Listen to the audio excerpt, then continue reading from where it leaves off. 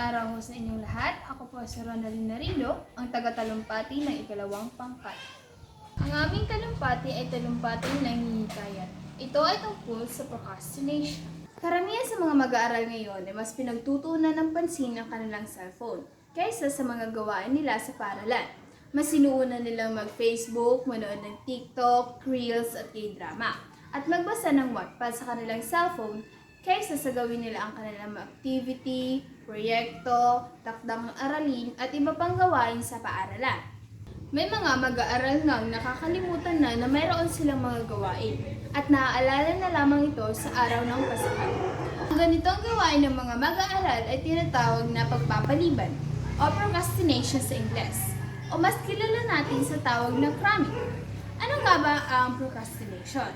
Ang procrastination ay pagpapaliban sa mga gawain hanggang sa ibang pagkakataon. Ito ay ating ginagawa kapag alam natin na kaya nating gawin ang isang bagay. Ngunit ipinagpapaliban natin ang paggawa nito hanggang sa huling araw. Ito ay maaaring makapagdulot sa atin ng pagiging balisa at maaari rin itong mag-iwan sa atin ng pakiramdam ng hindi produktibo, tamad at hindi epektibo.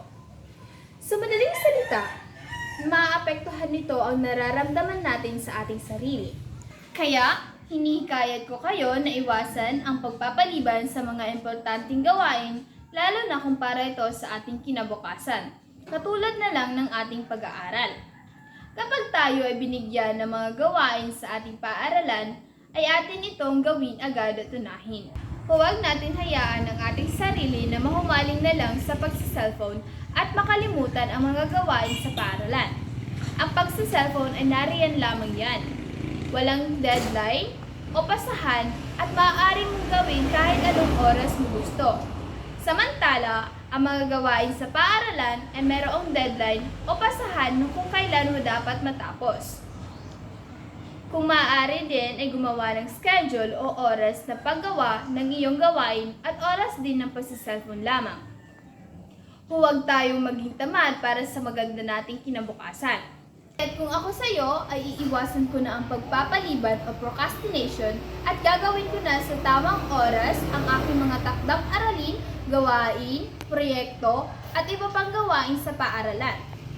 Kaya ano pang hinihintay mo? Gawin mo na ang iyong mga gawain at huwag ka nang mag-cramming. Maraming salamat!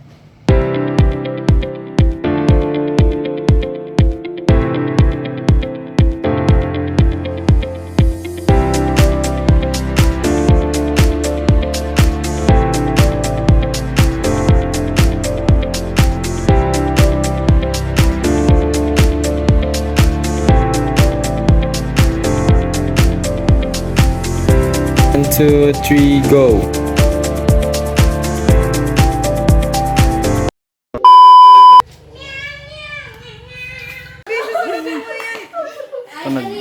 Yan, ganyan. Oh! Coco. I think... Ano na? Hotdog. Ang ginanay. Sige. Mag-aaral nga.